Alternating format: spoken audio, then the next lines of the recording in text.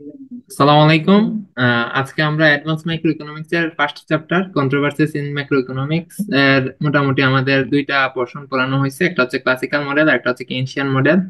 আমরা আজকে classical model নিয়ে আলোচনা করব। তো আমরা ক্লাসিক্যাল মডেল নিয়ে ওয়ান ওয়ান থেকে ফার্স্ট ইয়ার ফার্স্ট সেমিস্টার থেকে আমরা পড়াশোনা করে আসতেছি। তো ওই পড়াশোনাগুলোকে একটু আপডেটেড ভার্সন হিসাবে আমরা আবার পড়বো আর কি। তো আমরা এখানে দেখতে পারতেছি যে price, wage and interest rate flexibility creates the condition necessary for equilibrating the market at full employment. That's mean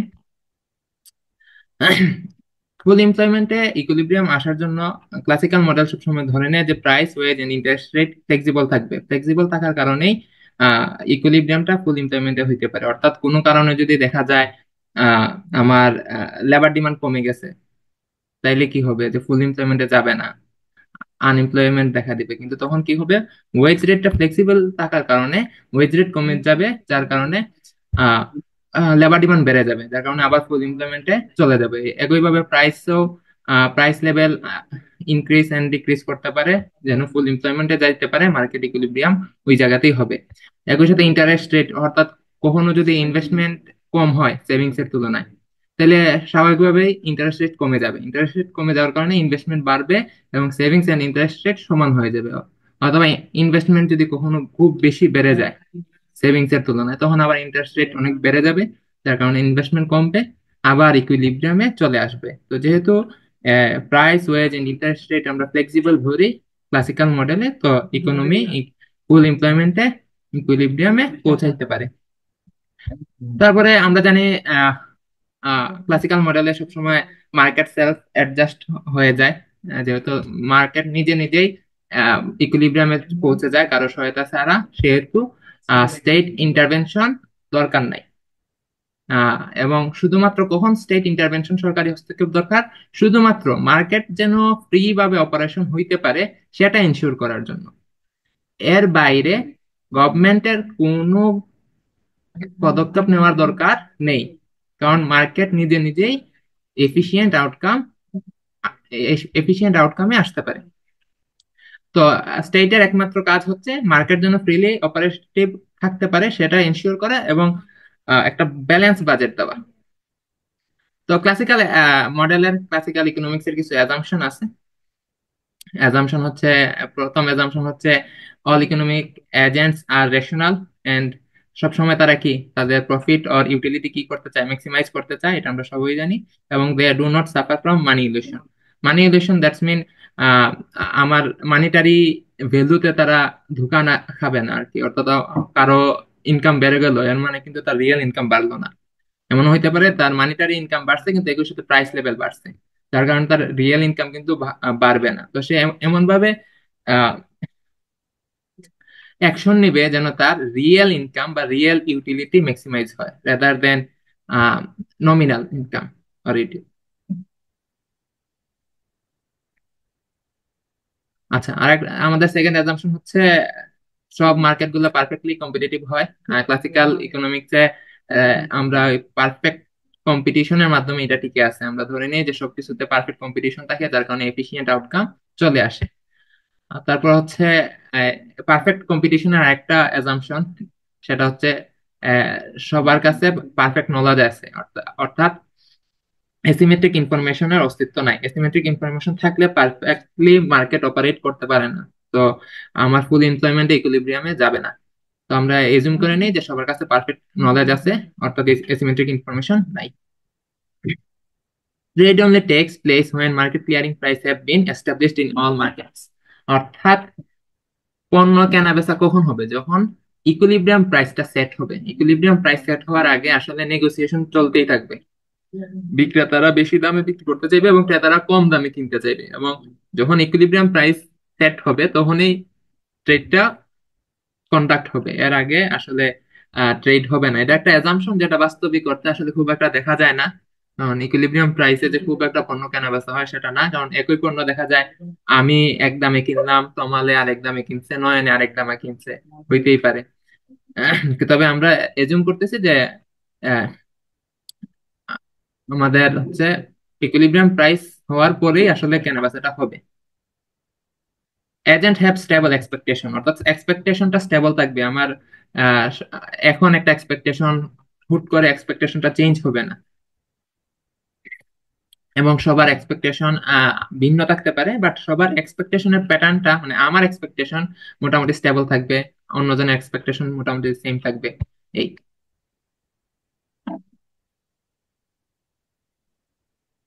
আচ্ছা, এখন আমাদের হচ্ছে আমরা ক্লাসিক্যাল একটা মডেল দেখবো 7টা ইকুয়েশনের, তো এটার আমরা একটু পরে দেখবো, সেটার আলোচনা এখান থেকে শুরু হয়ে গেছে। তো in examining the behavior of the real and monetary sector, we need to consider the three assumptions of classical model.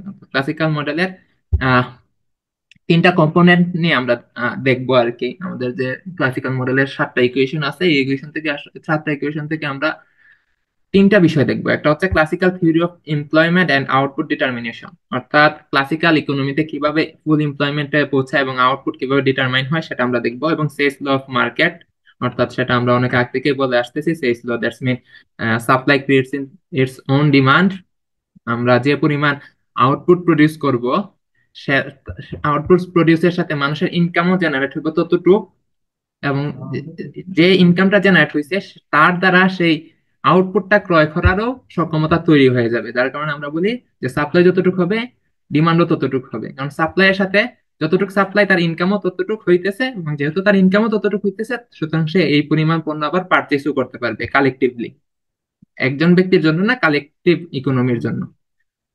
The quantity theory of মানি, এবং আমরা কোয়ান্টিটি থিওরি অফ মানি, আমাদের যে সেভেন্থ ইকুয়েশন, 7 নম্বর ইকুয়েশন আছে, সেটা থেকে কোয়ান্টিটি থিওরি অফ মানি দেখবো। Quantity theory of মানির একদম basic quantity theory of money হচ্ছে পিটি সমান M V plus M prime V prime, but আমরা এত সহজ ভাবে দেখবো না, এটা আমাদের সামনে ইকুয়েশন আসবে আমাদের ক্লাসিক্যাল মডেলে আমরা 7টা ইকুয়েশন দেখবো, এগুলা নিয়ে আলোচনা করব।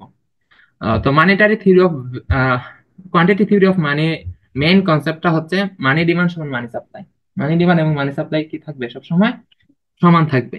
তো এখন হচ্ছে মানি ডিমান্ডের কিছু কম্পোনেন্ট আছে, কিছু ভেরিয়েবল আছে যার উপর মানি ডিমান্ড ডিমান্ড করে ডিপেন্ড করে, মানি সাপ্লাই এর কিছু কম্পোনেন্ট আছে। তো এগুলো আমরা দেখবো আর কি। আচ্ছা, এখন আমরা একটা গুরুত্বপূর্ণ টপিক আছে, সেটা হচ্ছে ডাইকোটমি। ক্লাসিক্যাল মডেলে ডাইকোটমি বিদ্যমান, অর্থাৎ আমাদের যে দুইটা সেপারেট সেক্টর আছে, একটা হচ্ছে রিয়েল সেক্টর এন্ড একটা হচ্ছে মানিটারি সেক্টর। রিয়েল সেক্টর মানে হচ্ছে আমার আলটিমেটলি কি পরিমাণ প্রোডাকশন হয়েছে, আলটিমেটলি কি পরিমাণ লেবার এমপ্লয়েড হয়েছে, অর্থাৎ মানিটারি ভ্যালু না, real value. And monetary sector হচ্ছে ইন মানিটারি টার্ম, যেমন হচ্ছে real GDP and nominal GDP type. তো আমরা এখানে বলতেছি আমাদের যে রিয়েল সেক্টরটা আছে, মানে অর্থাৎ কি পরিমাণ এমপ্লয়মেন্ট, কি পরিমাণ আউটপুট, সেটা মানি সেক্টর থেকে সেপারেটেড। অর্থাৎ রিয়েল ভেরিয়েবল গুলা মানিটারি ভ্যালুর সহায়তা ছাড়া আমরা ডিটারমাইন করতে পারি। অর্থাৎ মানি সাপ্লাইয়ের বা মানির কোনো ইম্প্যাক্ট রিয়েল ভ্যালু ভেরিয়েবল গুলাতে থাকবে না। সেটাই হচ্ছে কি, যে ক্লাসিক্যাল ডাইকোটমি, অর্থাৎ real sector and monetary sector separated, দুইটা আলাদাভাবে আমরা ডিটারমাইন করতে পারি। রিয়েল সেক্টরের ভ্যালু গুলা, ভেরিয়েবল গুলার ভ্যালু আমরা আলাদাভাবে, অর্থাৎ শুধুমাত্র রিয়েল মডেলের মধ্যেই রিয়েল সেক্টরের ইকুয়েশন দ্বারাই কি করতে পারবো, ডিটারমাইন করতে পারবো। মানিটারি সেক্টরটা মানিটারি এই মডেলের যে ইকুয়েশনটা আছে সেটা দ্বারাই আমরা ডিটারমাইন করতে পারবো। মানে interdependence between real sector and monetary sector. Economy মানেই তাহলে জাস্ট সেপারেট রিয়েল আর মনিটারি হ্যাঁ, হ্যাঁ, সেপারেট। ডাইকোটমি মানে হচ্ছে সেপারেটেড, মানে real sector and monetary sector সম্পূর্ণ আলাদা। আমরা দুইটা আলাদাভাবে দুইটাই এক্সপ্লেন করতে পারবো, দুইটা আলাদাভাবে দুইটা ডিরাইভ করতে পারবো ভ্যালুগুলা ভেরিয়েবলের। যেহেতু সম্পূর্ণ আলাদা, সেহেতু মানির যে কোয়ান্টিটি অফ মানি কোনো ইফেক্ট থাকবে না কিসে, রিয়েল ভেরিয়েবল গুলোর উপর। তো সামারি অফ ক্লাসিক্যাল মডেল। তো আমরা আসলে ক্লাসিক্যাল মডেলে এখন আসছি না, বাট আমরা সামারি করে ফেলতেছি। এগুলো আমরা মোরালেস সবকিছুই জানি, দ্য লাইজেস ফেয়ার ডক্ট্রিন, অর্থাৎ মার্কেট ইকোনমি, গভর্নমেন্টের খুব একটা ইন্টারফেয়ার করার দরকার নাই, সেটাই বলছে। Government intervention in form of activist stabilisation policies would be neither necessary not desirable. অর্থাৎ গভর্নমেন্ট ইন্টারভেনশন অ্যাক্টিভিস্ট স্টেবিলাইজেশন হিসেবে, অর্থাৎ সে সরাসরি কোনো পলিসির দরকার নাই, নেসেসারি না, এটা সেটা কাম্য না। অর্থাৎ শুধুমাত্র গভর্নমেন্ট কিসে হস্তক্ষেপ করতে পারে, গভর্নমেন্টের দায়িত্ব শুধুমাত্র মার্কেট যেন পারফেক্টলি অপারেশন করতে পারে সেটা এনশিওর করা, and একটা ব্যালেন্স বাজেট প্রণয়ন করা।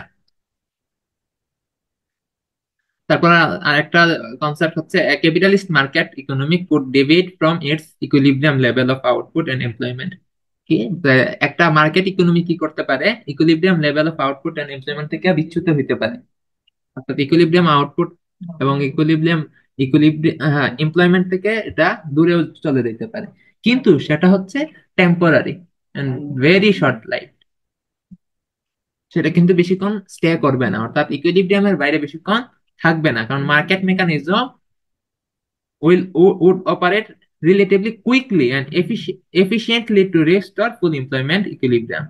মার্কেট মেকানিজম খুব দ্রুততার সাথে এবং সাথে সাথেই সেটাকে আবার ইকুইলিব্রিয়ামে নিয়ে আসবে। যেমন ধরো কোন একটা পণ্য, এই কলমের দাম ধরো ইকুইলিব্রিয়াম ধরো 5 টাকা হওয়ার কথা ছিল, ইকুইলিব্রিয়াম প্রাইস 5 টাকা, কোনো কারণে এটা কি করছে, কোনো একজন মানুষ চাইতেছে যে 4 টাকায় হইতো, বা 4 টাকা কোনোভাবে এটা চলে, ইকুইলিব্রিয়াম থেকে দূরে সরে আসছে।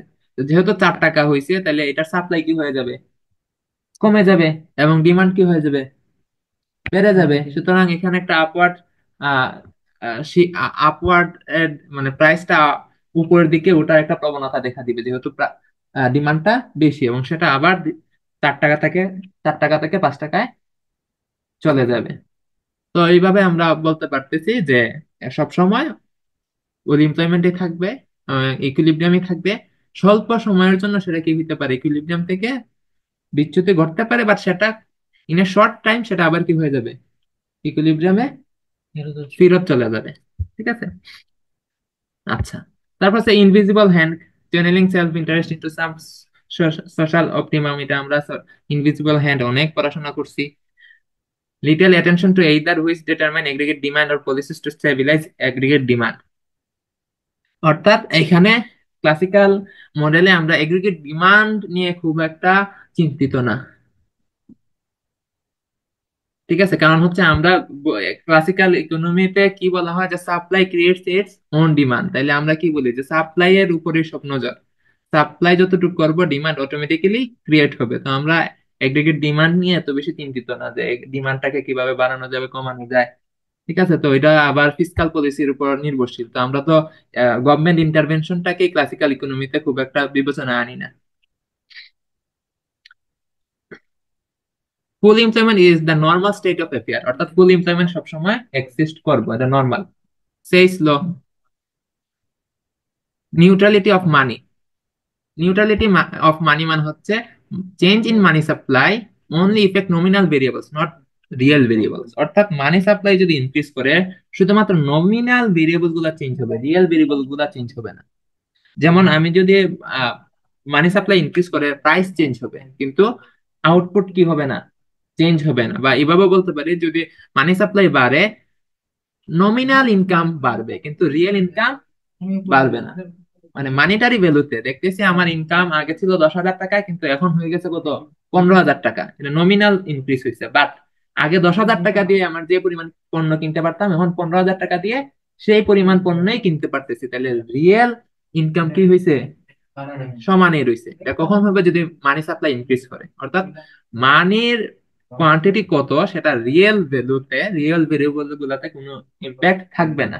তো এখানে একটা কনফিউশন আসে, সেটা হচ্ছে classical dichotomy and neutrality of money. দুইটা একই কনসেপ্ট বোঝা যায়, বাট দুইটা দুই দুই কনসেপ্ট। ডাইকোটমি হচ্ছে, ক্লাসিক্যাল ডাইকোটমি হচ্ছে real sector and monetary sector separate. আর নিউট্রালিটি অফ মানি হচ্ছে যে মানির কোয়ান্টিটি রিয়েল ভেরিয়েবল গুলোর উপর কোনো ইম্প্যাক্ট থাকবে না।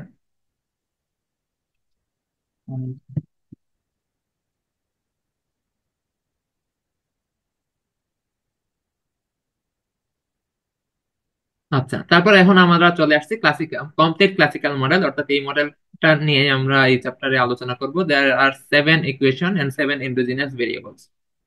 তো এখানে আমরা দেখতেছি 7টা ইকুয়েশন আছে। এটা হচ্ছে রিয়েল ওয়েজ সমান মার্জিনাল প্রোডাক্টিভিটি অফ লেবার, অর্থাৎ এটা হচ্ছে লেবার ডিমান্ড ফাংশন, অর্থাৎ লেবার ডিমান্ড কতটুকু হয় সেটা ডিপেন্ড করে হচ্ছে মার্জিনাল প্রোডাক্টিভিটি অফ লেবার যখন রিয়েল ওয়েজের সমান থাকবে ততক্ষণ পর্যন্ত কি করবে একজন নিয়োগকর্তা শ্রমিক নিয়োগ দিবে। যখনই wage rate real wage marginal productivity of লেবারের চেয়ে বেড়ে যাবে, সে কিন্তু আর কি করবে না, লেবার নিয়োগ দিবে না। তো এটা নিয়ে আমরা আবার আলোচনা করবো, অসুবিধা নাই। এটা হচ্ছে লেবার সাপ্লাই ইকুয়েশন, অর্থাৎ labour supply is a function of real wage, অর্থাৎ লেবার সাপ্লাইটা ডিপেন্ড করবে কিসের উপর, রিয়েল ওয়েজের উপর। রিয়েল ওয়েজ যদি বাড়ে তাহলে লেবার সাপ্লাই কি হবে, ওয়েজ বাড়ছে লেবার সাপ্লাই তো বাড়বে, কারণ লেবারের প্রাইস ওয়েজ না, যে কোনো কিছুর প্রাইস বাড়লে তার সাপ্লাই বাড়ে। ওয়েজ রিয়েল ওয়েজ যদি বাড়ে তার সাপ্লাই কি হবে, বাড়বে। তবে লেবারের একটা ডিফারেন্ট ক্যারেক্টারিস্টিক্স আছে, সেটা ব্যাকওয়ার্ড বেন্ডিং হয় লেবার সাপ্লাই, সেটা লেবার ইকোনমিক্স আমরা পড়াশোনা করছি। তো বাট নর্মালি জেনারেলি বা প্রথম দিকে ওয়েজ রেট বাড়ার সাথে সাথে লেবার সাপ্লাই কি হবে, বাড়বে। তারপর হচ্ছে এটা হচ্ছে production function, output is a function of capital and labour. আচ্ছা, তারপর হচ্ছে consumption, consumption is a function of real interest rate. এখানে আরটা হচ্ছে নমিনাল ইন্টারেস্ট রেট, আর পাই এটা হচ্ছে এক্সপেক্টেড ইনফ্লেশন। তাইলে আমার ইন্টারেস্ট রেট থেকে ইনফ্লেশন বিয়োগ করলে আমি কি পাবো, রিয়েল ইন্টারেস্ট রেট। অর্থাৎ আমি দেখলাম আমার বাংলাদেশে ইন্টারেস্ট রেট হচ্ছে 12%। কত পার্সেন্ট, 12%। অর্থাৎ আমি যদি এখন 100 টাকা ব্যাংকে রাখি তাহলে আমি বছর শেষে কত টাকা পাবো, 112 টাকা। এখন আমার দেশে ইনফ্লেশন হচ্ছে 10%। কত, 10%। 10%। অর্থাৎ এই বছর 100 টাকা দিয়ে যে পরিমাণ পণ্য কিনতে পারি, আগামী বছর কিনতে আমার কত টাকা লাগবে, 110 টাকা। 110 টাকা। তাইলে রিয়েল মানে in real term interest rate কত, 2%। ঠিক আছে, তো এটাই অর্থাৎ কনজাম্পশনটা ডিপেন্ড করে কিসের উপর, রিয়েল ইন্টারেস্ট রেটের উপর। কেন রিয়েল ইন্টারেস্ট রেটের উপর, ইন্টারেস্ট রেট যদি বাড়ে মানুষ কনজাম্পশন কি করে, বাড়ায় না কমায়, কি করবে, কমায়। কমায়। কেন কমায়, ইন্টারেস্ট বেশি পাবে, টাকা জমা হবে। হ্যাঁ, যেহেতু ইন্টারেস্ট রেট বেশি, সে কি করবে, ইন্টারটেম্পোরাল কনজাম্পশন মডেল থেকে আমরা জানি সে ভবিষ্যতে যেহেতু বেশি রিটার্ন পাবে, সে এখন ইনকামটা সে সেভ করবে, কম কনজিউম করবে, যেন ভবিষ্যতে বেশি রিটার্ন পায়, বেশি কনজিউম করতে পারে। আর এখন যদি ইন্টারেস্ট রেট কম থাকে, সে এখনই সব কনজিউম করে ফেলবে। দরকার হয় সে লোন নিয়ে কনজিউম করবে, কারণ বেশি ইন্টারেস্ট দিতে হইতেছে না, ভবিষ্যতে বেশি কাজ করে পরিশোধ করবে। সাথে বাংলাদেশের রিয়েল ইন্টারেস্ট রেট কত? বাংলাদেশের রিয়েল ইন্টারেস্ট রেট জিরোর কাছাকাছি, 1 or 2%। তাহলে মনে হয় ব্যাংকে কেন টাকা রাখে? সমস্যা নাই, বলো। টপিক। কারণ হচ্ছে আহ, মানুষের ইনভেস্ট করার জায়গা নাই। কারণ কি, ইন্টারেস্ট রেট কেন কম, রিয়েল ইন্টারেস্ট রেট কম, কারণ হচ্ছে বাংলাদেশে ইনভেস্টমেন্ট ডিমান্ড কম। ইনভেস্টমেন্টের ক্ষেত্র যদি থাকতো তাহলে তো মানুষজন ব্যাংকে টাকা না রেখে অনেকে নিজে নিজে ইনভেস্ট করতে পারবে। খুব বেশি যখন ইনভেস্টমেন্ট চাহিদা যখন বাড়তো, ব্যাংকে সবাই টাকা লোন নেওয়ার জন্য যাইতো যে আমি ইনভেস্ট করব, তখন ব্যাংক গুলাতে ইন্টারেস্ট রেট বাড়িয়ে দিত, তখন মানুষজন যেন বেশি টাকা কালেক্ট করতে পারে ব্যাংক গুলা। না, এখানে কিন্তু ইনভেস্টর মানে গোল্ডেও তো ইনভেস্ট করতে পারে, তাও তো ভালো, বেটার দেন দিস। গোল্ডে ইনভেস্টমেন্ট করতে পারে ঠিক আছে, বাট গোল্ড অনেকে ইনভেস্ট করে তো, যেমন আমরা দেখি অনেকে কাছে 100 ভরি স্বর্ণ। তো এগুলা কি পড়ার জন্য নাকি, এগুলা তো জমানোর জন্য নাকি? বেটার দেন ব্যাংকে না, টাকা জমা। ওইটাও আবার কি আছে, কারণ হচ্ছে গোল্ডের প্রাইস তো সবসময় যে বাড়বে সেটা না, গোল্ডের প্রাইস মোটামুটি স্টেবল থাকে। বাট সব এই যে পোর্টফোলিও ইনভেস্টমেন্ট আছে না, সবাই তো এক জায়গাতে সব ইনভেস্ট করতে চায় না। আমরা তো আমাদের সেভিংস নাই, আমাদের চিন্তা করে তো লাভ নাই। যাদের প্রচুর টাকা পয়সা আছে তারা হচ্ছে পোর্টফোলিও ইনভেস্ট করে, অর্থাৎ বিভিন্ন জায়গায় ইনভেস্ট করে, গোল্ডে কিছু সম্পদ রাখে, ব্যাংকে, এফডিআর, সেভিংস অ্যাকাউন্ট, তারপরে বিভিন্ন কোম্পানির স্টক কিনে, শেয়ার কিনে, আহ, তারপর হচ্ছে সঞ্চয়পত্র কিনে, ঠিক আছে, ডলারে সে অনেকে সঞ্চয় করে। সঞ্চয়পত্রে কত পার্সেন্ট ইন্টারেস্ট দেয়? এই রিয়েল মুহূর্তে ইন্টারেস্ট কত পার্সেন্ট পাওয়া যায় সঞ্চয়পত্রে? এই মুহূর্তে আমি বলতে পারতেছি না। তারপর হচ্ছে এটা হচ্ছে ইনভেস্টমেন্ট ডিমান্ড ফাংশন। 5 নাম্বার ইকুয়েশনটা কি? Investment demand function. তাহলে investment is a function of, I দ্বারা ফাংশন বোঝাচ্ছে, কিউ হচ্ছে আরেকটা ফাংশন অফ এইটা, এই কিউটা হচ্ছে রিলেটিভ প্রাইস, কিউটা কি? Relative price of capital, labour, real interest rate and depreciation. অর্থাৎ ইনভেস্টমেন্ট কি কি জিনিসের উপর ডিপেন্ড করবে? এইগুলার রিলেটিভ প্রাইসের উপর। কি কি কি?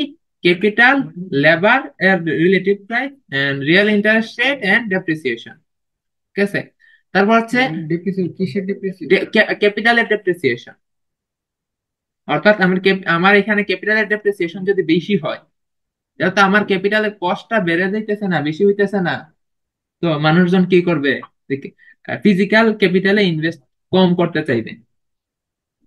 মানে ক্যাপিটালে ইনভেস্ট করার, মানে ফিজিক্যাল ক্যাপিটালে ইনভেস্ট করার কস্টটা বেড়ে গেল না যদি আমার ডেপ্রিসিয়েশন বেশি হয়ে যায়।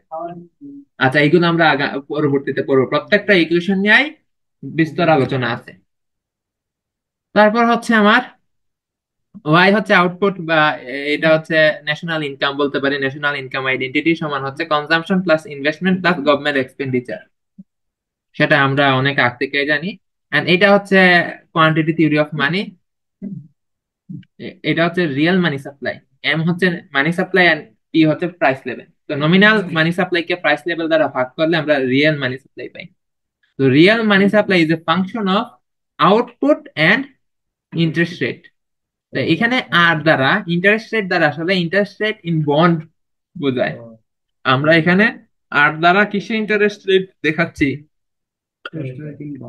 বন্ডের ইন্টারেস্ট রেট। ঠিক আছে, তো তো আমরা এখন প্রত্যেকটা ইকুয়েশন আলাদাভাবে দেখি। তো প্রথম equation 1.1 is the demand for labor function derived by maximizing economy wide profits with respect to employment। অর্থাৎ এটা আমরা কিভাবে ডিরাইভ করি সেটা হচ্ছে, এমপ্লয়াররা কি করতে চায়? সবসময় তাদের প্রফিট ম্যাক্সিমাইজ করতে চায়। তাহলে তাদের প্রফিট কিভাবে ম্যাক্সিমাইজ হবে? Total revenue minus total cost.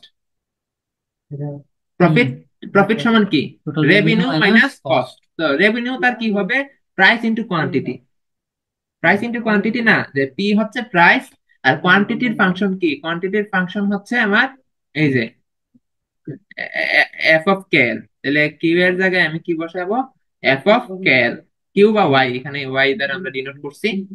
তারপর কস্ট কি? কস্ট হচ্ছে labour cost and capital cost. আমরা হচ্ছে দুই ধরনের ইনপুট নিয়ে আমরা আলোচনা করতেছি, একটা হচ্ছে লেবার আর একটা হচ্ছে ক্যাপিটাল। তো লেবার কস্টটা কি? লেবার কস্টটা হচ্ছে যে পরিমাণ লেবার আমি ইনপুট দিব, নিয়োগ দিব, এবং তাদের ওয়েজ। অর্থাৎ আমি যদি 10 জন লেবার নিয়োগ দিই, প্রত্যেক জনকে যদি আমি 50 টাকা করে ওয়েজ দিই, তাহলে আমার লেবার কস্ট কত?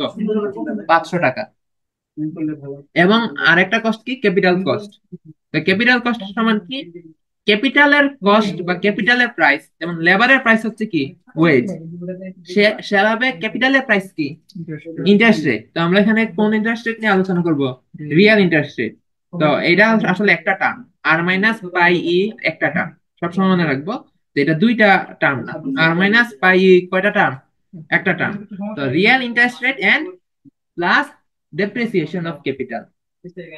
কারণ ক্যাপিটালের কস্ট হচ্ছে কি? একটা হচ্ছে আমার এই যে আমার ক্যাপিটালে আমি টাকা খরচ করলাম, এই টাকা যদি আমি ফাইন্যান্সিয়াল ক্যাপিটালে রাখতাম, অ্যাসেটে রাখতাম, তাহলে তো আমি ইন্টারেস্ট রেট পাইতাম, ইন্টারেস্ট পাইতাম। তো এটা এখানে নিয়োগ করার কস্ট না।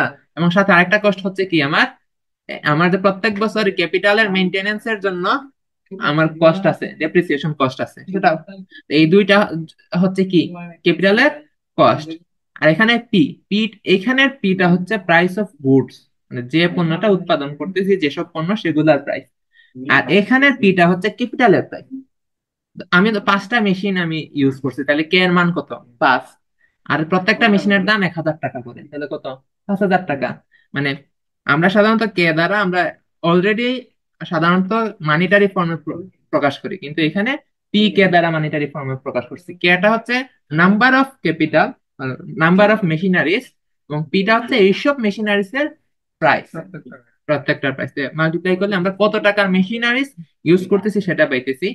এবং সেটার কস্ট হচ্ছে এগুলা, এগুলো দ্বারা মাল্টিপ্লাই করলে আমার যে ক্যাপিটালের কস্ট পাবো, এবং এটা হচ্ছে লেবারের কস্ট। আমার প্রফিট, রেভিনিউ থেকে এই দুইটা কস্ট বিয়োগ দিলে আমি কি পাবো? প্রফিট পাবো। তাইলে আহ এমপ্লয়ারের টার্গেট কি? প্রফিটটাকে ম্যাক্সিমাইজ করা রেসপেক্ট টু লেবার। আমরা যেহেতু লেবার ডিমান্ড ডিরাইভ করতে চাইতেছি, তো সে এটাকে অপটিমাইজ করবে কিসের সাপেক্ষে? লেবারের সাপেক্ষে। অর্থাৎ কতজন কতটুকু লেবার নিয়োগ দিলে তার প্রফিট ম্যাক্সিমাইজ হবে। তাহলে আমরা কি করতেছি? Taking the stock of capital S given. আমরা যেহেতু লেবারের সাপেক্ষে অপটিমাইজ করতেছি, তাহলে আমরা ধরে নিচ্ছি ক্যাপিটালটা কি কনস্ট্যান্ট আছে, দেওয়া আছে, এক্সোজেনাস ভেরিয়েবল ধরতেছি। আচ্ছা, তো আমরা first order condition for profit maximization with respect to labour, লেবারের সাপেক্ষে প্রফিটটাকে ম্যাক্সিমাইজ করতেছি। First order condition partial derivative সমান 0। তাহলে এখানে যদি এল এর সাপেক্ষে পার্শিয়াল ডেরিভেটিভ করি, তাহলে কি হইব? এফ অফ এল অর্থাৎ মার্জিনাল প্রোডাক্টিভিটি অফ লেবার সাথে কি আছে? পি মাল্টিপ্লাইড আছে মাইনাস ডাব্লিউ। আর এখানে তো এল নাই, সুতরাং এটা 0 হয়ে যাবে, তো ইকুয়াল 0। এই 0, আর এখানে তো 0 সেটা আর লিখি নাই। তাহলে আমরা যদি পি কে ডান দিকে নিয়ে যাই, ডাব্লিউ কে ডান দিকে নিয়ে যাই, তাহলে মার্জিনাল প্রোডাক্টিভিটি অফ লেবার সমান কত হইতেছে? W by P, that marginal productivity of labour F L is equal real wage rate. তো এটাকে আমরা কিভাবে আরেকটু ভালোভাবে এক্সপ্লেন করতে পারি, আমরা একটু দেখি।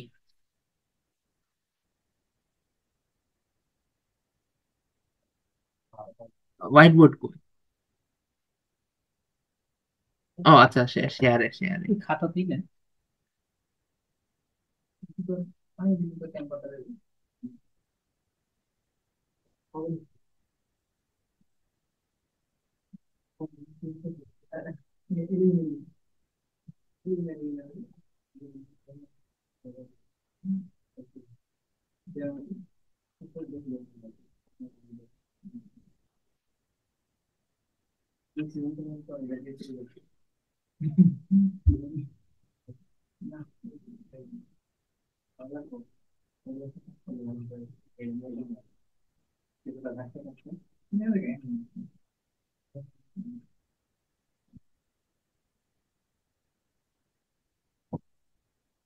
আচ্ছা, আমরা যদি দেখি, আমরা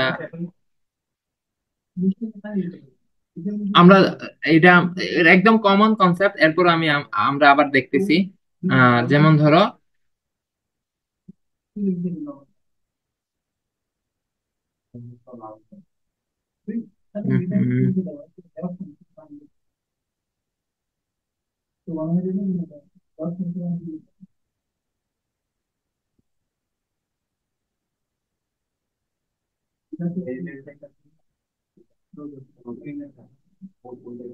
ধরো একজন লেবার যখন আমি নিয়োগ দেই, তখন মার্জিনাল প্রোডাক্টিভিটি অফ লেবার, অর্থাৎ প্রথম জনে ধরো আমার 10টা গুডস প্রডিউস করে, ধরো আমার টেইলার্স, প্রথম টেইলার্সে কয়টা প্রডিউস করে?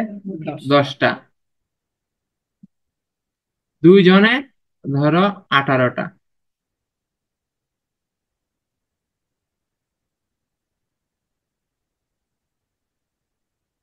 তিনজনে ধরো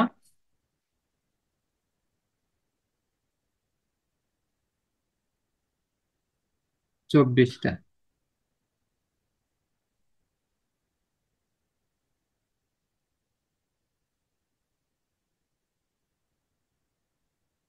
আচ্ছা, চারজনে ধরো 30টা।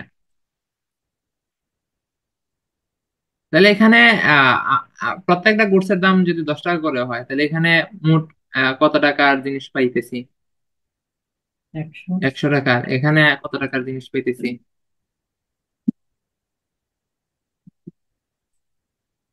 180। এখানে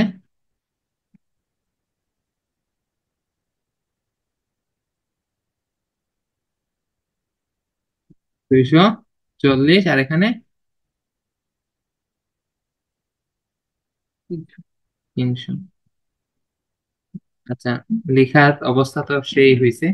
তো যাই হোক, আচ্ছা দেখো, তাইলে দেখো প্রথম জনের মার্জিনাল প্রোডাক্টিভিটি কত? 10। সেকেন্ড জনের মার্জিনাল প্রোডাক্টিভিটি কত? সেকেন্ড লেবারের মার্জিনাল প্রোডাক্টিভিটি কিন্তু 8। অর্থাৎ সেকেন্ড জনের জন্য 8টা এক্সট্রা এডিশনাল উৎপাদন আমি পাইতেছি। 3 নাম্বার জনের মার্জিনাল প্রোডাক্টিভিটি কত? 6। ছয়। 4 নাম্বার জনের, ছয়। 3 নাম্বার জনের, ছয় 4 নম্বর না জন। না, 3 নাম্বার জনের 8, আর 4 নাম্বার জনের 8 কোথায়? 8 তিন আর আটা হাতে কিছু। 24, আর 4 নাম্বার জনের হচ্ছে 7.5 হইতেছে। ঠিক আছে, আচ্ছা যাই হোক, আমরা এই এভারেজ কেন না তো? ও সরি সরি মার্জিনাল সরি ধরতেছি না। মার্জিনাল মার্জিনাল এখানে হচ্ছে 6, এখানে হচ্ছে এখানে ওইটাই 8 পরে 6 পরে 6। 6। আচ্ছা ঠিক আছে। হুম, বুঝছি। আচ্ছা তাহলে দেখো, এখানে যদি মার্জিনাল ওয়েজ রেট যদি 60 টাকা হয়, তাহলে সে কি করবে? 4 জন লেবার কিন্তু নিয়োগ দিবে, কারণ 4 নাম্বার জনের জন্য 4 নাম্বার লেবার যখন সে নিয়োগ দিচ্ছে, সে কিন্তু এডিশনাল কত টাকা পাইতেছে? 60 টাকার 60 ভ্যালু টাকা। পাইতেছে। কিন্তু ওয়েজ রেট যদি 80 টাকা হয়ে যায়, তখন সে কি করবে? কতজন লেবার নিয়োগ দিবে? 2 জন। কারণ হচ্ছে কি, যে 2 নাম্বার জন পর্যন্ত এডিশনাল সে কত টাকা পাইতেছে? 80 টাকা পাইতেছে। তখন কিন্তু 3 নাম্বার জনকে নিয়োগ দিবে না, কারণ 3 নাম্বার জন নিয়োগ 60 দিলে টাকা বেশি। সে এডিশনাল 20 টাকা লস। 60 টাকা প্রডিউস করতেছে, কিন্তু তারে 80 টাকা দিতে হবে। তো এইটাই আর কি, এখানে মার্জিনাল প্রোডাক্টিভিটি যতক্ষণ পর্যন্ত ওয়েজের সমান বা কম থাকবে, ততক্ষণ পর্যন্ত লেবার ডিমান্ড থাকবে। আর যখন এই মার্জিনাল প্রোডাক্টিভিটির যে ওয়েজ রেট বেড়ে যাবে, সে কি করবে না? এডিশনাল লেবার এন আর নিয়োগ দিবে না।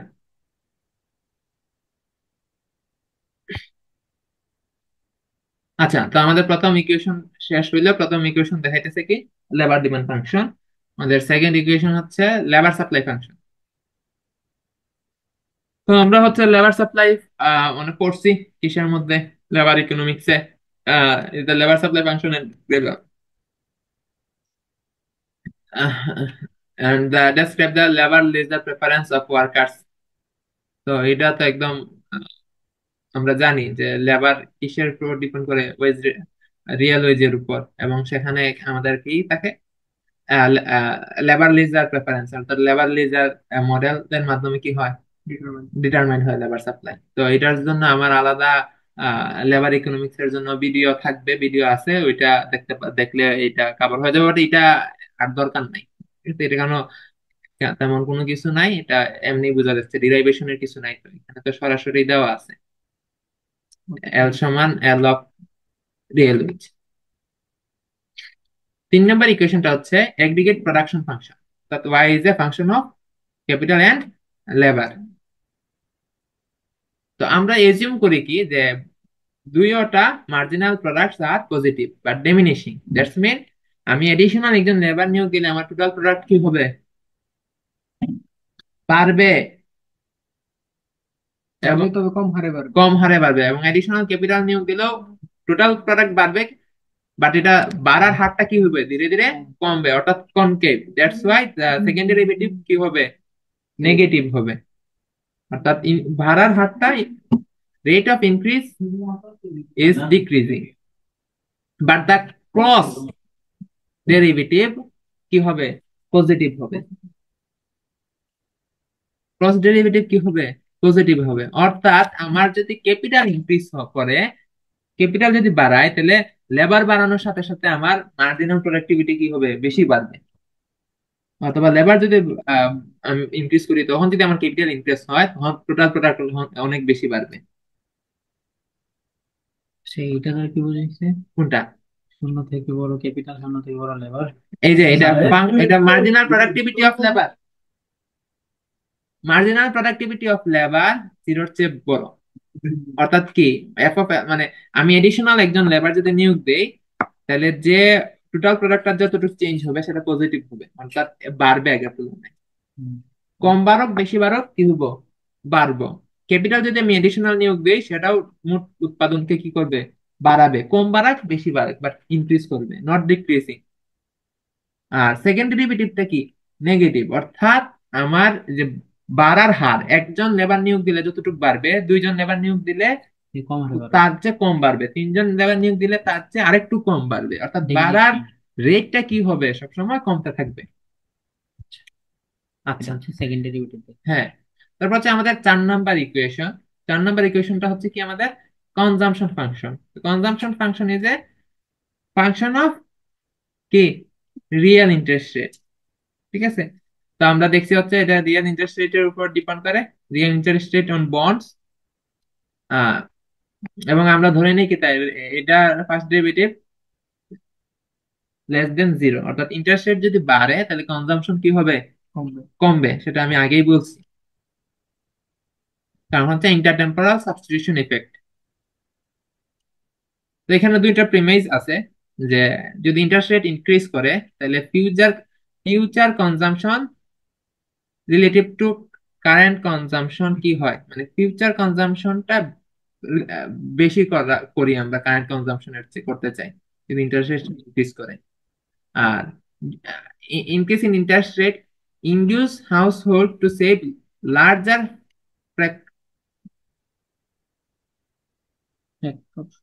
ফ্র্যাকশন হবে, আসলে ফ্র্যাকশন অফ কারেন্ট ইনকাম, অর্থাৎ এই ইন্টারেস্ট রেট যদি ইনক্রিজ করে আমাদের কারেন্ট ইনকামটা আমরা কি করব, বেশি পরিমাণ কি করব, সেভ করব, যেহেতু আমি রিটার্নটা বেশি পেয়েছি।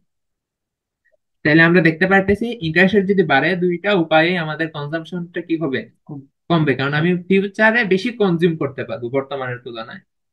এখন ইন্টারেস্ট রেট যদি 10% হয়, তাহলে আমি এইবার যদি এই বছর যদি কনজিউম করি কত, 100 টাকার সমান কনজিউম করতে পারবো, আগামী বছর 110 টাকার সমান।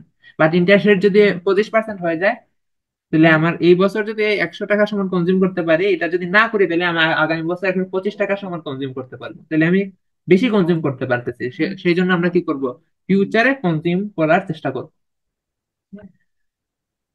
আচ্ছা, এখানে আমরা দেখতে পারতেছি কিটা, if interest rate increases this period, অর্থাৎ বর্তমান পিরিয়ডে, and in the next period it become stable, আমরা যদি বর্তমান পিরিয়ডে ইন্টারেস্ট রেট ইনক্রিজ করে কিন্তু আগামী বছর কি হইতেছে, ইন্টারেস্ট রেটটা স্টেবল থাকতেছে, ওয়ার্কার্স উইল ওয়ার্ক মোর, সবাই কি করবে, এখন বেশি কাজ করবে এবং আগামী বছর রেস্ট নেবে, কারণ আগামী বছরের চেয়ে এই বছর তার রিটার্ন বেশি, কারণ তার ওয়েজ রেট ইনক্রিজ হইবে কিনা সেটা বলা নাই, বাট ইন্টারেস্ট রেট অনেক বেশি, তাইলে সে এই বছর যদি বেশি কাজ করে ব্যাংকে রেখে দেয়, তা আগামী বছর সে বেশি পরিমাণ টাকা পেয়ে যাবে। তো সেই জন্য সে কি করবে, এই বছর বেশি কাজ করবে, সাবস্টিটিউট দেওয়ার leisure into more work. For this, they compare marginal productivity of labor today with marginal productivity of labor next year. অর্থাৎ কি, এই বছর সে এডিশনাল কাজ করার জন্য কতটুকু ইনকাম জেনারেট করতেছে, এখানে মার্জিনাল প্রোডাক্টিভিটি অফ লেবার আমরা মানিটারি টার্মে বিবেচনা করতেছি, যে রিটার্ন কতটুকু পাইতেছে, এডিশনাল লেবার নিয়োগের জন্য তার রিটার্ন কতটুকু আসতেছে সেটা আমরা দেখতেছি। তো বর্তমানে আহ, আমরা কি করতেছি, যে রিটার্নটা কি হবে, ইন্টারেস্ট যদি বাড়ে রিটার্ন বেশি হবে আগামী বছরের তুলনায়, তাহলে আহ, আমরা আসলে কম্পেয়ার করতেছি বর্তমানে আর আগামী বছরের মার্জিনাল প্রোডাক্টিভিটি অফ লেবার, কিন্তু এইটা, কিন্তু এটাকে আমরা ডিসকাউন্ট ফ্যাক্টর দ্বারা ভাগ করতেছি। কারণ আগামী এই বছর আমার এডিশনাল লেবারের জন্য আমি 100 টাকা যদি রিটার্ন পাই, আগামী বছর যদি 100 টাকা রিটার্ন পাই, দুইটার ভ্যালু কিন্তু present present value of money কিন্তু সমান না। কারণ আগামী বছরে তো আমার এই বছরের ইন্টারেস্ট রেট দ্বারা সেটাকে কি করতে হবে, ডিসকাউন্টেড করতে হইব। তো আমরা কি করি, যে বর্তমান পিরিয়ডে মার্জিনাল প্রোডাক্টিভিটি অফ লেবারের সাথে আগামী বছরে discounted marginal productivity of labour compare করি।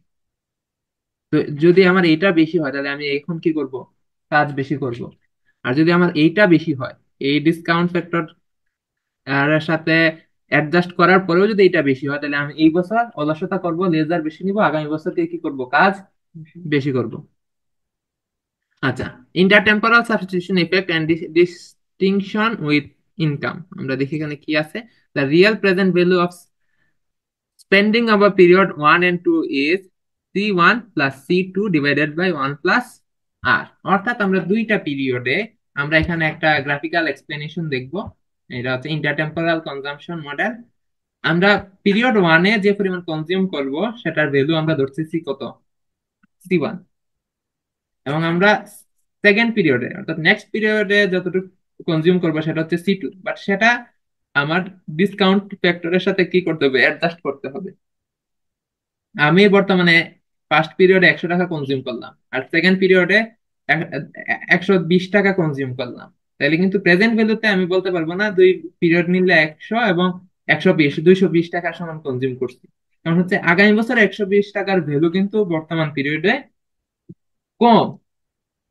কারণ আমি হচ্ছে এই বছর যদি এটা 100 টাকা রেখে দিই, আমি কিন্তু আগামী বছর কিন্তু সেটা, বর্তমান 100 টাকা আগামী বছর কিন্তু 110 টাকা হয়ে যেতে পারে, 15 টাকা হয়ে যেতে পারে।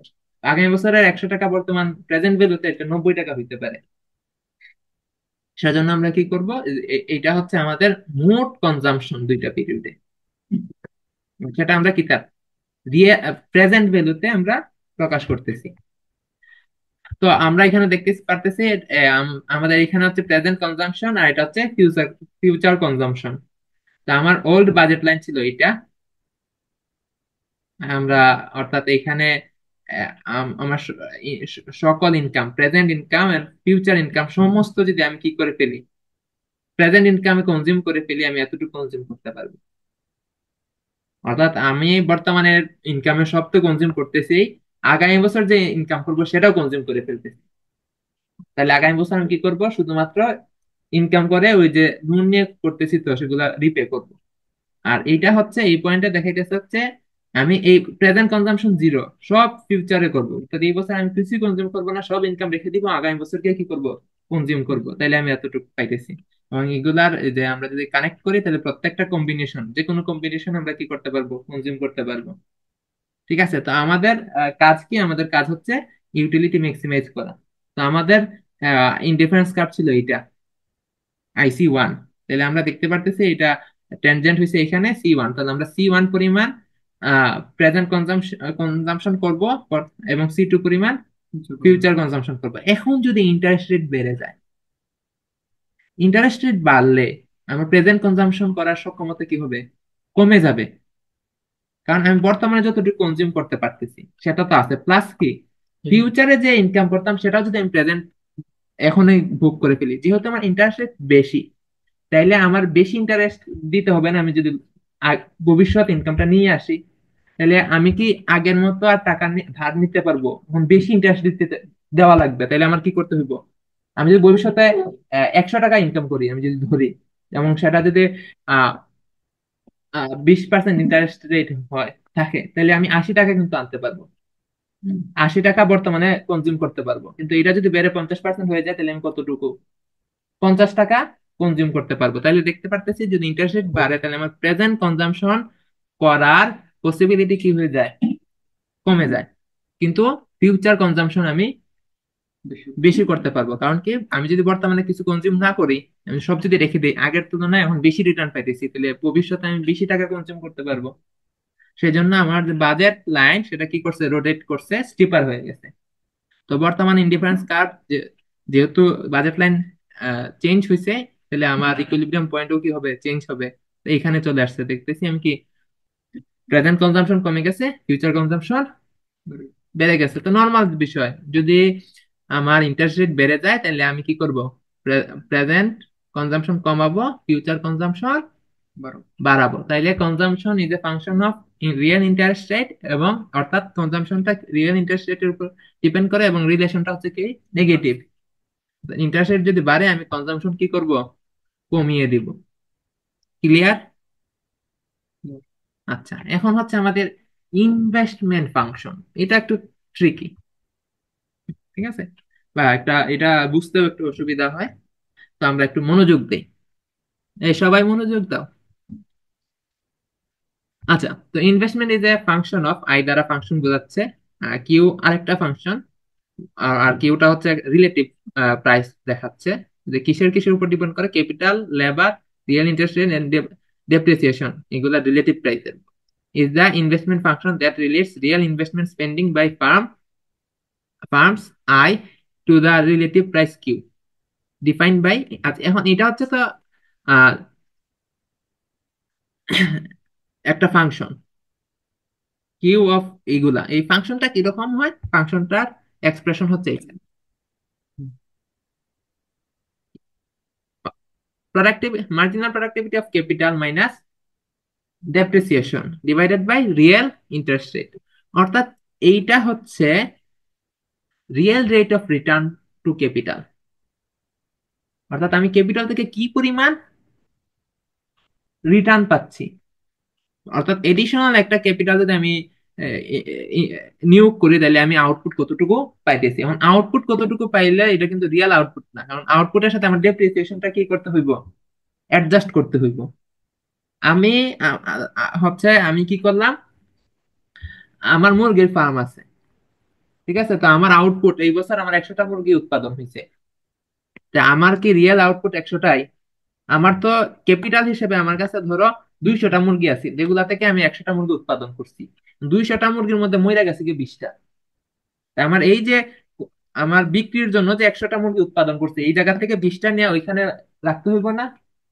ওইটা পূরণ করতে হইব না তাহলে আমার রিয়েল আউটপুটটা হয়েছে কি রিয়েল আউটপুটটা হয়েছে আমার এই 100 মাইনাস 20টা যে ডিপ্রিসিয়েশন হয়েছে 20টা কভার করার পরে আমার রয়েছে কয়টা 80টা তাহলে আমার রিয়েল রিটার্ন টু ক্যাপিটাল হচ্ছে কি marginal productivity of capital minus depreciation of capital আর এটা হচ্ছে কি এই যে আমার ক্যাপিটালের বা ইনভেস্টমেন্টের ক্যাপিটালের কস্ট অর্থাৎ এইটা যদি আমি ক্যাপিটালে এই টাকাটা যদি আমার ক্যাপিটালে আমার এই মুরগির খামারে না রেখে যদি আমি ব্যাংকে রাখতাম এফডিআর করে ফেলতাম বা বন্ড কিনতাম তাহলে আমার কি হইতো এই পরিমাণ ইন্টারেস্ট রেট পাইতাম তো এটা আমার কস্ট তাহলে এটা বেনিফিট কে আমরা কস্ট দ্বারা কি করতেছি ভাগ করতেছি ঠিক আছে সেটা হচ্ছে রিলেটিভ ফাংশনটা আর কি তাহলে ইনভেস্টমেন্ট ডিমান্ড সমান কি আমরা দেখতে পারতেছি rate of real rate of return to কে দ্যাটস মিন এইটা এবং real rate of return to financial capital এটা হচ্ছে কি ফাইন্যান্সিয়াল ক্যাপিটালের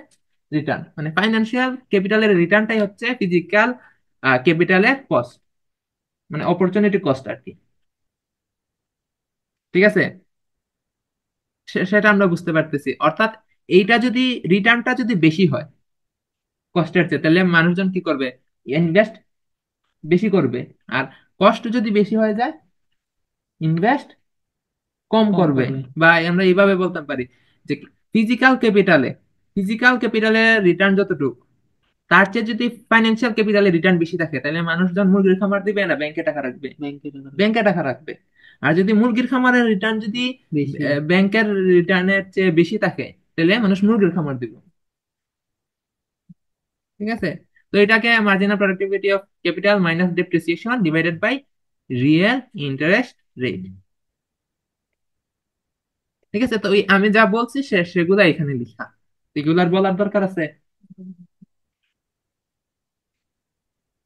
আচ্ছা notice that the derivative of Q with respect to K L and real interest rate আর এটা আমরা বুঝতেই পারতেছি যে ক্যাপিটালের সাপেক্ষে ডেপ্রিসি ডেরিভেটিভ করলে সেটা লেস দেন জিরো হবে নেগেটিভ হবে অর্থাৎ ক্যাপিটাল যদি আমি ইনক্রিজ করি তার রিলেটিভ প্রাইস কি হইতে থাকবো কমতে থাকবো কারণ হচ্ছে এই যে এটা তো আমার কি ছিল এই যে এফ অফ কে ছিল তো এটাকে যদি আবার ডেরিভেটিভ করি এফ অফ কে কে এবং আমরা জানি কি F of K K negative আর এটা তো পজিটিভ রিয়েল ইন্টারেস্ট রেট এটা নেগেটিভ আর ক্রস ডেরিভেটিভ কি পজিটিভ সুতরাং এটা পজিটিভ আর এখানে দেখো দেখি আমরা এখানে একটা আগে মাইনাস আছে রিয়েল ইন্টারেস্ট রেট হ্যাঁ সুতরাং এটা কি আসবে নেগেটিভ আচ্ছা তো আমাদের ইকুয়েশন 1.5 বা ইনভেস্টমেন্ট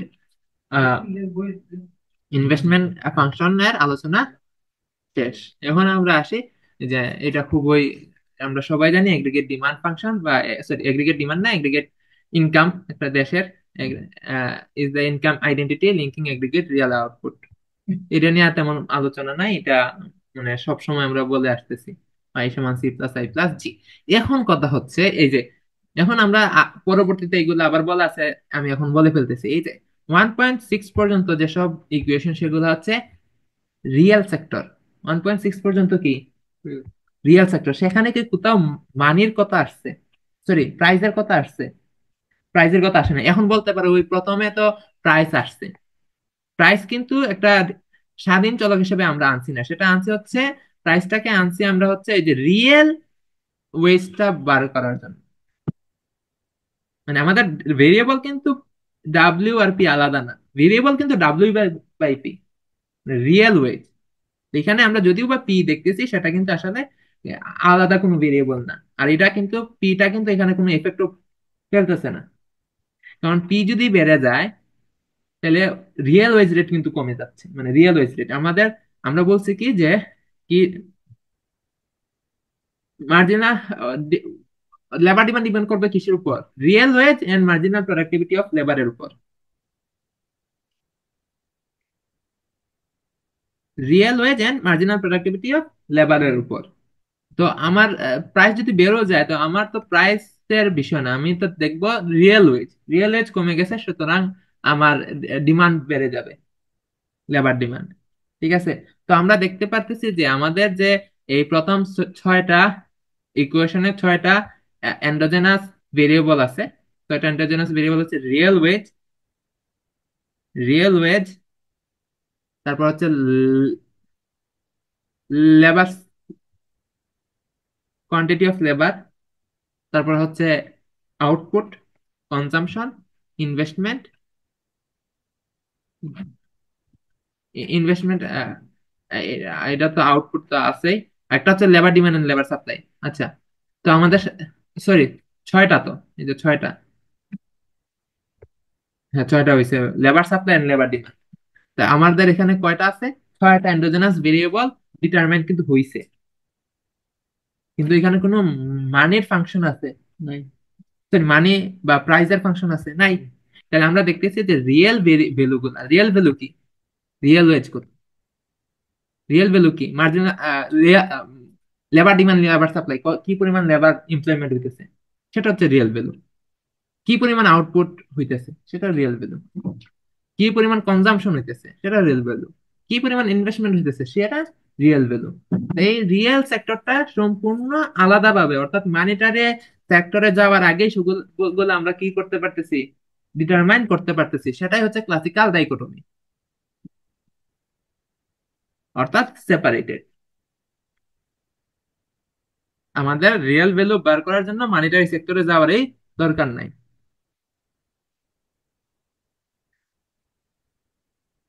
আচ্ছা, আমাদের 7 নম্বর ইকুয়েশন, সেটা হচ্ছে পোর্টফোলিও ইকুইলিব্রিয়াম। এটা হচ্ছে ওই যে quantity theory of Manike explain করার জন্য এটা এখানে আনছি আমরা। এটা হচ্ছে রিয়েল মানি সাপ্লাই, আর এটা হচ্ছে মানি ডিমান্ড, বা এই যে কি পরিমাণ রিয়েল মানি সাপ্লাই বা রিয়েল ডিমান্ড হবে, সেটা ডিটারমিন করবে কিসের উপর?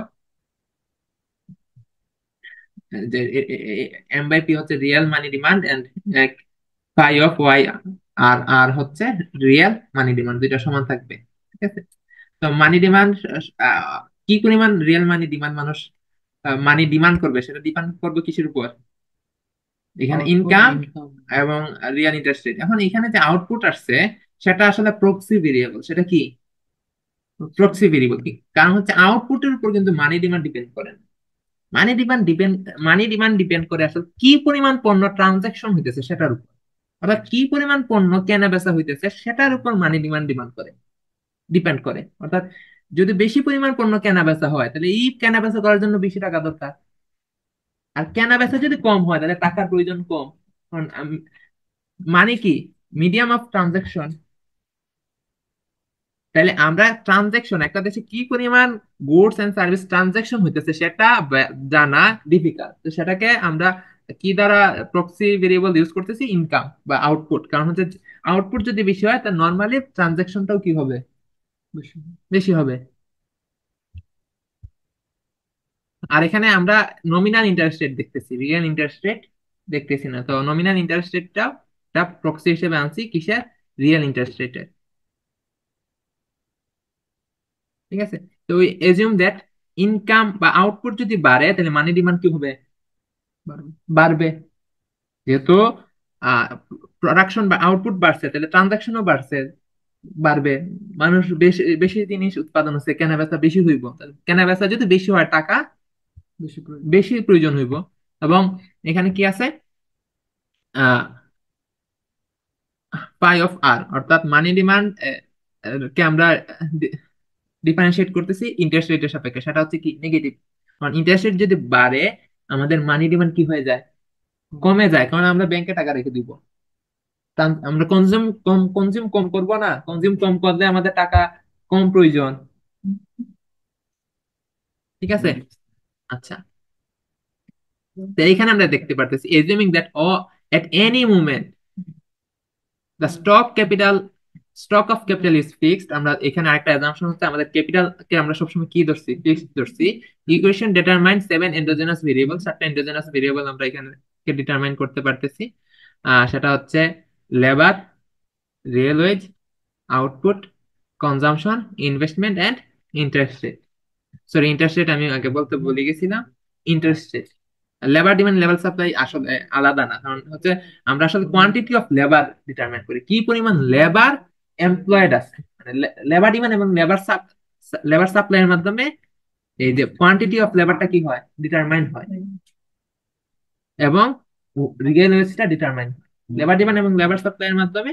যে কি পরিমাণ লেবার নিয়োগ হবে এবং কি পরিমাণ ওয়েজ হবে, সেটা ডিটারমাইন হইতেছে। তারপর আউটপুটের ইকুয়েশন থেকে আমরা আউটপুট পাইতেছি, কনজাম্পশন ফাংশন থেকে কনজাম্পশন পাইতেছি, ইনভেস্টমেন্ট ফাংশন থেকে ইনভেস্টমেন্ট পাইতেছি। এবং ইনভেস্টমেন্ট থেকে আমরা আবার এই যে কনজাম্পশন এবং ইনভেস্টমেন্টের মধ্যে আবার কি আছে, ইন্টারেস্ট রেট আছে। তো এই দুইটা ইকুয়েশন কে ম্যানিপুলেট করে আমরা আসলে ইন্টারেস্ট রেটও পাই। ঠিক আছে। এবং আমরা শেষ যে ইকুয়েশন, সেখান থেকে আমরা প্রাইস লেভেল পাই।